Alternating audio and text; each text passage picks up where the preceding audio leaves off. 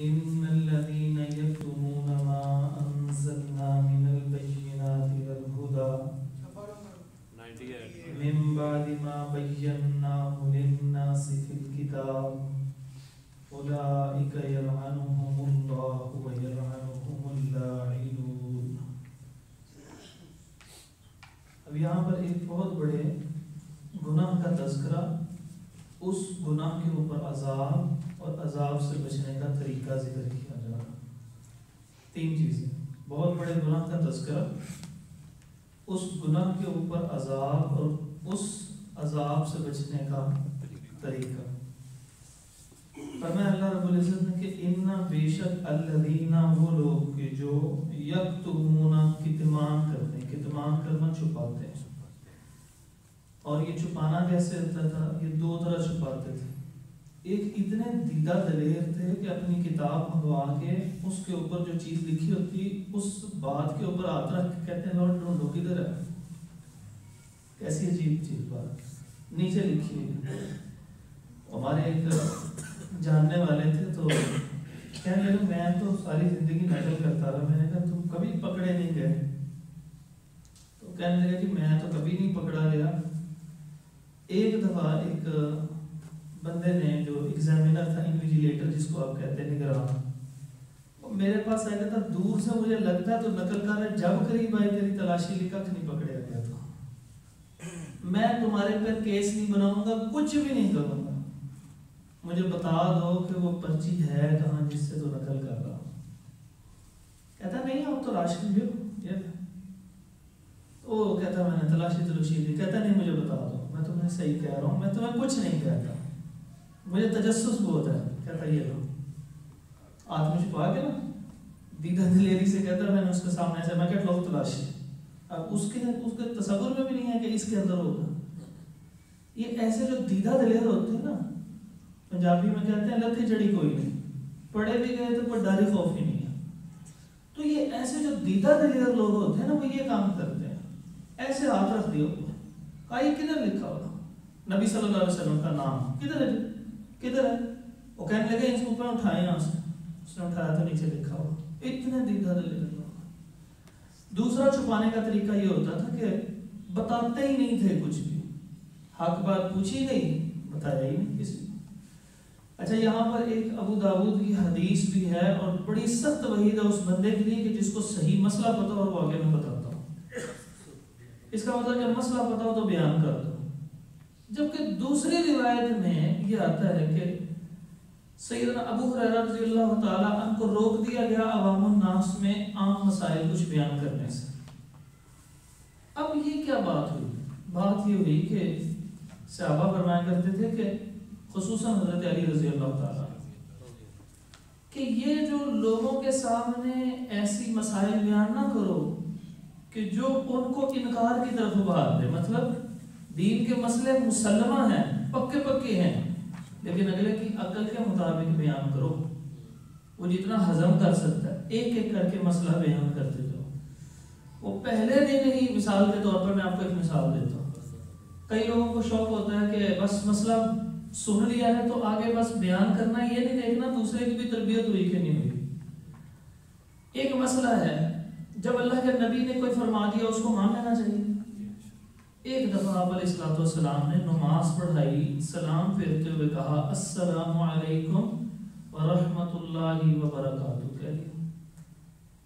اب آپ لوگوں کی تو میں ایک پورے 6-7 مہینے سے ایک ہی بات بار بار کرتا ہوں. جب اللہ اس کے رسول کا فرمان آیا تو مان، تو آہستہ آہستہ ذہن میں آ گیا جو بھی عجیب بات ہوگی ہمیں ماننی ہے، ہمیں اس سے کوئی فرق نہیں پڑتا. عجیب سے بات ثابت ہونی چاہیے، مسئلہ ہی ثابت ہونا. تو اب اگر ایک بندہ صرف اور صرف لوگوں کے اندر نمایاں ہونے کے لیے یہی مسئلہ بیان کر دے اور بلکہ بیان کرنے سے پہلے سلام پھیر دے تو وہاں پہ تو کھلبلی مچ جائیں گے اور لوگوں کے اندر ایک عجیب ہو گئی جی آج تک سنے گی مسئلہ. کئی دفعہ لوگ کہہ دیتے ہیں وہ مسئلہ بیان کرنے والے کی بھی کم غلطی ہوتی ہے اور وہ سننے والے کی بھی کم غلطی ہوتی ہے. کیا وجہ ہوتی ہے؟ یعنی دونوں کی مکمل غلطی نہیں ہوتی. سننے والے بہت زیادہ سنتے کیوں نہیں رہتے اور بیان کرنے والے آہستہ آہستہ درجہ بدرجہ مسائل بیان کریں تو وہ ہضم بھی ہو جائیں گے. اس لیے مسئلہ چھپانا نہیں ہے، عوام الناس کی عقل کے مطابق بیان کرنا. بس چھپانا نہیں ہے کبھی مسئلہ. سیدنا ابو ہریرہ رضی اللہ تعالیٰ عنہ سے روایت ہے کہ کچھ باتیں ایسی ہیں اگر میں بیان کر دوں تو لوگ جو ہے وہ میرے پیچھے پڑ جائیں گے, اور بڑے سخت بات انہوں نے بتائی کہ یہ کر دیں گے. اب کیا ہے وہاں کے اس وقت کے تابعین کو کیا مسائل ہضم نہیں ہوتے تھے؟ نہیں, ان میں کچھ عوام الناس ٹائپ لوگ بھی ہوتے تھے, تو اس کے اعتبار سے باتیں انہوں نے ساری بیان کر دی, لیکن اس کو اس اعتبار سے, جیسے رسول اللہ صلی اللہ علیہ وسلم کی ایک ہی بات ذکر کرتا ہوں. فتح مکہ کے بعد آپ علیہ السلام نے کہا کہ میرا دل کرتا ہے اس خانہ کعبہ کو اس کی اصل پرانی بنیادوں کے اوپر تعمیر کر دوں. یہ جو حتیم تھا نا حصہ, یہ خانہ کعبہ کا حصہ تھا. کہا میرا دل کرتا ہے, مگر عائشہ رضی اللہ عنہا سے کہنے لگے, فرمانے لگے آپ کی قوم ابھی نئی نئی مسلمان ہوئی ہے, پریشان ہو جائیں گے یہ لوگ, اور کعبہ بھی تو دل کرتا. تو یہ بڑی بات ہوتی ہے, مسئلہ اپنی جگہ قائم ہوتا ہے, لیکن بیان بھی کرنا ہے, لیکن خواص کے سامنے بیان کر دیا جائے, عوام کی پہلے تربیت کر دی جائے اور بعد میں بیان کر دی جائے. کئی ڈاکٹر افراد ہوتے ہیں نا کہ ایک ہڈی ٹوٹ گئی ہے تو اس کو کہتے ہیں جو 2-3 ہفتے کے بعد رات چکر لگا لیں, وہ مریض شروع میں مطمئن ہو جاتا ہے, کہتے ہیں ہاں جی 2-3 ہفتے تو ہیں سارے. 2-3 ہفتے کے بعد 5-4 ہفتے اور بتا دیتے ہیں, پھر کرتے کرتے انہوں نے لے جانا 6 مہینے نہیں ہوتے, وہ پلسٹر لگا ہوا ہے, وہ اس کس انداز سے ہے, تو انہوں نے آہستہ آہستہ اس کی تربیت کرنی ہے. لیکن ڈاکٹر کو خود پتا ہوتا ہے, ڈاکٹر سے کنسلٹ کرتے ہوئے بتا دیتا ہے کہ یہ اس کا جو ہے اتنی دیر لگ سکتی ہے. تو اس کا مطلب کہ دین کے مسائل بھی درجہ بدرجہ سکھانے شروع کیے جائیں.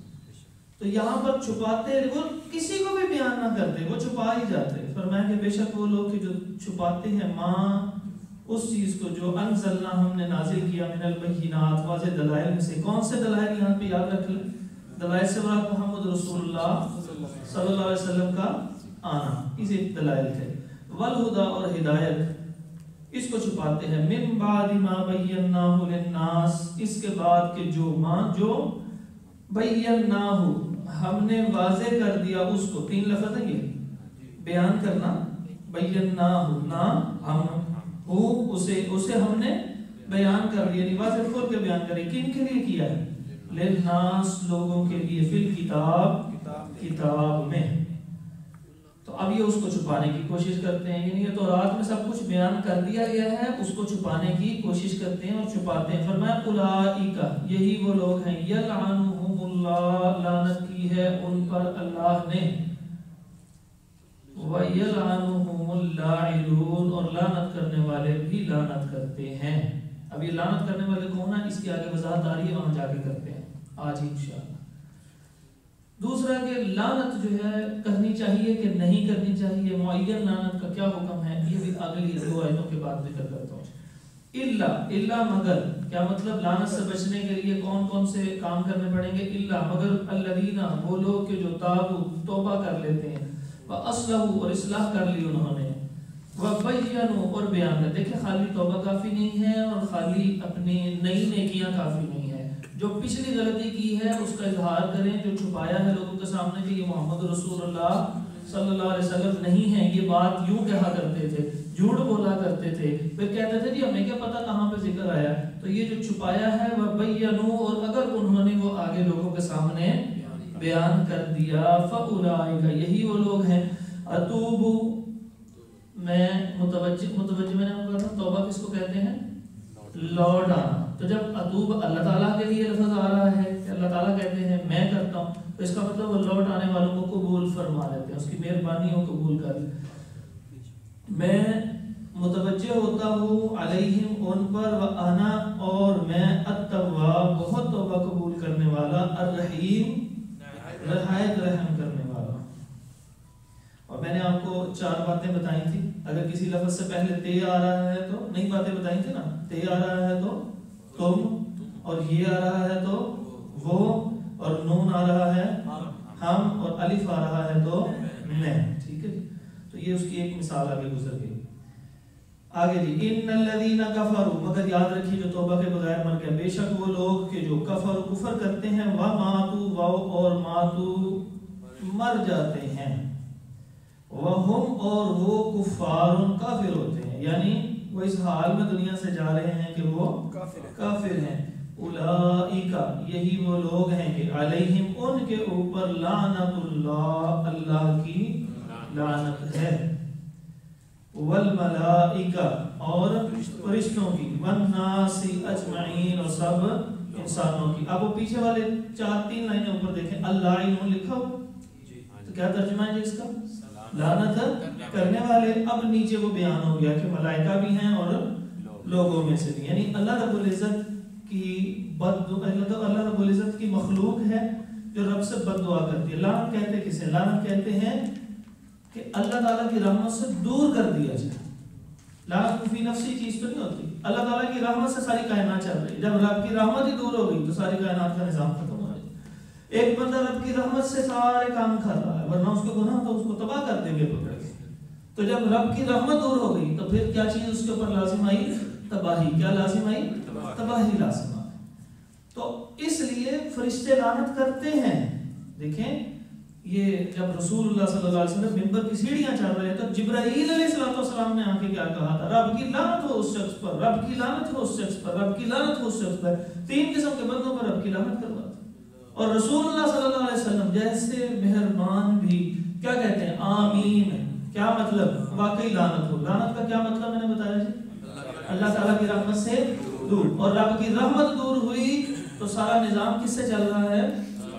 رب کی رحمت سے چل رہا ہے۔ رب کی رحمت ہی دور ہوگی تو سارا نظام ہی ختم ہو جائے گا۔ آپ پلرز کو نکال دیں، دیواروں کو نکال دیں، یہ پوری بلڈنگ کلیپس کر جائے گی، ٹوٹ جائے گی، گر جائے گی، منہدم ہو جائے گی۔ رب کی رحمت ہی ختم ہو گئی، ساری چیزیں ختم ہو جائیں گی۔ تو اس کا مطلب کچھ لعنت کرنے والے لعنت کرتے ہیں لیکن معین لعنت نہیں کریں گے۔ معین لعنت اور غیر معین لعنت کیا ہوتی ہے؟ معین لعنت یہ ہوتی ہے کسی شخص کا نام لے کے چاہے وہ کافر کیوں نہ ہو اس کی لعنت نہیں کریں گے۔ میں اس کی ایک مثال دینے لگا ہوں، بڑی قیمتی مثال سمجھے گا۔ آپ کسی شخص کے متعلق کہتے ہیں او فلاں لعنت ہے تیرے پہ، کسی کافر کو ہی، میں مسلمان کی تو خیر تصور بھی نہیں کر رہا، کسی کافر کے لیے بھی، زندہ کافر کے لیے بھی معین لعنت نہیں کرنی، کیونکہ لعنت کا مطلب یہ ہے کہ رب کی رحمت سے اللہ اس کو اپنی رحمت سے دور کر دے۔ ہو سکتا ہے اللہ نے اس کی قسمت میں ہدایت لکھی ہے۔ میں اس کی مثال جو دینے لگا ہوں ساری زندگی یاد رہے گی، بڑی آسانی سے مثال۔ ابو جہل کا بیٹا اکرمہ بعد میں کیا بن گئے؟ رضی اللہ عنہ۔ بولیے نا جی، رضی اللہ عنہ۔ وہ ہم جتنے مرضی اعمال کرتے رہے، چاہے وہ ساری زندگی لڑتے رہے تھے، لیکن جس وقت انہوں نے کلمہ پڑھ لیا تو اب ہم تو ان کے مقام کو پہنچ نہیں سکتے۔ خالد بن ولید سب سے زیادہ نقصان جو ہے انہوں نے پہنچایا تھا احد کے میدان میں، اکیلے تھے، بڑے کمال کمانڈر تھے۔ کتنے مسلمان اس وقت شہید کیے تھے اپنے ماتحتین افراد کو لڑوا کے۔ اتنے نبی صلی اللہ علیہ وسلم کو خود زخم آ رہے، دندانوں پر ساری زندگی 2 تکلیفیں نہیں بھولے صحابہ، اور آپ صلی اللہ علیہ وسلم ایک نہیں بھولے۔ آپ صلی اللہ علیہ وسلم ایک تکلیف نہیں بھولے اور صحابہ 2 تکلیفیں نہیں بھولے۔ صحابہ کون سی 2 تکلیفیں نہیں بھولے؟ صحابہ کو جب یاد آیا تو احد کا میدان یاد آیا، تو اللہ کے نبی صلی اللہ علیہ وسلم اس سے زیادہ بھی، تو اس سے زیادہ بھی، تو فرمایا ہاں طائف کے موقع پہ۔ اس کا مطلب دونوں یاد تھی رسول اللہ صلی اللہ علیہ وسلم کو، لیکن جو اصل جو ذہن میں تھی وہ کیا تھی؟ طائف میں جانے کیا ہوا۔ معین لعنت نہیں کرنی۔ دیکھو طائف کے اوپر بھی معین لعنت نہیں کی کہ یا اللہ اسی پوری بستی کو، ساری بستی کو، سارے رہنے والوں کو نہیں کہا۔ اور آپ کو میں ایک بڑی مزیدار بات بتاؤں، یہ برِ صغیر والوں کے لیے، صرف برِ صغیر والوں کے لیے۔ اللہ، طائف کی وادی میں پیدا ہونے والا ایک شخص تھا محمد بن قاسم۔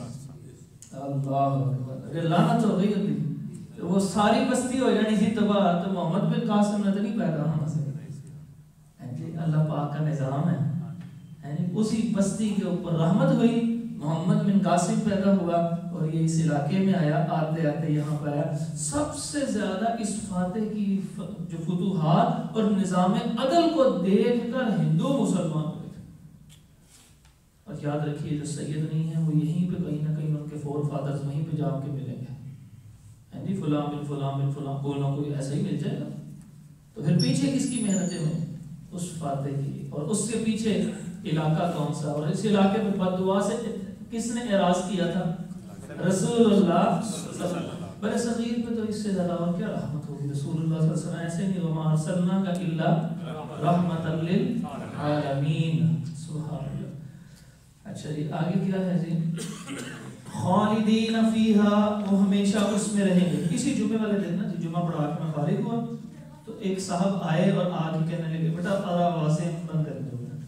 اچھا وہ مجمع پڑھا کے فارغ ہوا تو ایک صاحب آیا آ کے کہنے لگے جی ایک مشہور و معروف کالج اس کے ایک فزکس کے پروفیسر صاحب اور وہ کہہ رہے ہیں کہ نہ جنت ہمیشہ رہنی ہے نہ جہنم ہمیشہ رہنی ہے, سارا کچھ ختم ہو جانا ہے. تو ان سے وہاں پر کہا گیا کہ جناب یہ جو قرآن مجید میں ابداً کا لفظ ہے, کہا اس کا آج تک کسی نے صحیح ترجمہ نہیں کیا ہے. اس ابداً کا ترجمہ ہمیشہ ہوتا ہی نہیں. سبحان اللہ, 14 صدیاں لگ گئی ہیں, کسی کو پتہ نہیں لگا ابداً کا کیا ترجمہ ہوتا ہے. اب ہم بکرے ان کو الہام ہوا ہے تو واقعی ان کو علیحدہ الہام ہوا, یہ بات ماننے والی ہے کیونکہ شیطانی الہام علیحدہ ہوتا ہے. جو مسلمانوں کا رستہ ہے وہ ایک ہی ہوتا ہے جس پہ بہت سارے لوگ پہلے سے چل رہے ہوتے ہیں. خالدین فیہا, وہ اس میں ہمیشہ ہمیشہ رہیں گے. ہمارے استاد محترم فرمایا کرتے تھے کہ الیاس اسری صاحب حفظہ اللہ وسلمہ, وہ کہا کرتے تھے خالدین ہمیشہ ترجمہ نہیں اس کا ہوتا, لیکن اس کا ترجمہ جب ہمیشہ کرتے ہیں وہ اس وجہ سے کرتے ہیں کہ باقی آیات میں اشارہ موجود ہے کہ ایسے کافر جب مر جائیں گے تو وہ ہمیشہ وہاں رہیں گے, تو اس کی وجہ سے یہاں ترجمہ کیا کریں گے ہمیشہ. خالدین وہ ہمیشہ رہیں گے, فیہا اس میں, کہاں پہ جی دوزخ میں. لا یخفف نہیں ہلکا کیا. دیکھیں عذاب کے ختم ہونے کا تو بات ہی نہیں کی, آخری جملہ عذاب کے ختم ہونے کی تو بات ہی کوئی نہیں کی. فرمایا لا یخفف, لا نہیں یخفف, خفیف کیا جائے گا. خفیف کس کو کہتے ہیں؟ تھوڑا ہولہ نہیں کیتا جانا. عنہم ان سے العذاب عذاب ولا هم ينظرون, اور نہ وہ مہلت دیے جائیں گے, یعنی ان کی طرف دیکھا بھی نہیں جائے گا, بیٹھے رہے وہیں کے وہیں. وَإِلَٰهُكُمْ, اور تمہارا معبود, الہ ایک معبود ہے, واحد ایک معبود ہے. ہو گیا نا تکرار, ٹھیک ہے نا جی. یہ الہ دو پیشیں آ گئی ایک کے لیے, تو اگر خالی الہ بھی کہہ دیتے تو ہو جاتا, لیکن وہ کوئی ایک ہوتا تھا. جب یہ اکٹھا آ گیا تو کیا ہوا؟